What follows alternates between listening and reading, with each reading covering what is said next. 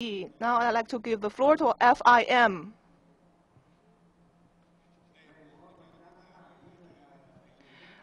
AFM is the next speaker.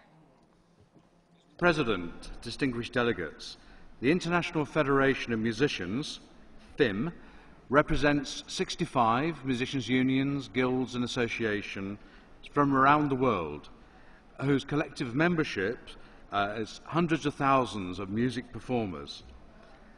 As has already been pointed out, musicians have visibly benefited from the rights that have been afforded to them by the Rome Convention and by the WPPT. But we must remember that music is an integral and important part of audiovisual productions, and the community of musicians will most definitely benefit further from the adoption of this important treaty. The struggle for effective performers' rights has been taking place since the 1920s, and the performers' trade unions have played a crucial role at the forefront of this long campaign. This is why it is such an honour and pleasure for FIM to be present at this momentous occasion. It took almost 40 years of patient negotiation, deliberation and inventive interaction initiated by the Rome Convention in 1961. Throughout all of this time, the great and the good who developed the concept of performers' neighbouring or related rights made no distinction between audio and audiovisual fixations.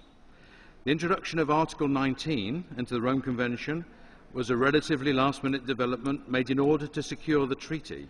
But that article, which voids the economic rights once the consent of the performer has been given for the incorporation of his or her performance into a visual or an audio-visual fixation, has had far-reaching consequences for performers. Rome was a massive step forwards for performers. For the first time, it addressed the fact that recorded performances could be subject to reuse and to secondary uses. In particular, it introduced, in Article 12, an innovative and valuable right to equitable remuneration. This work was built on by TRIPS and by the WPPT, but all of these more recent developments address performers' rights in audio and live performance only.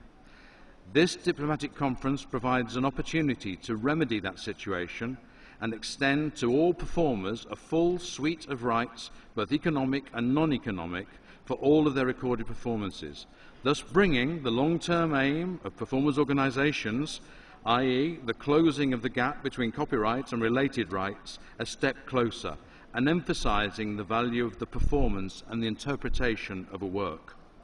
I close by extending the thanks of the many musicians that FIM represents, to the WIPO representatives and the Secretariat for its hard work over the years, and to congratulate you, Mr. President, on your election to this important role of steering and guiding this conference to an effective conclusion.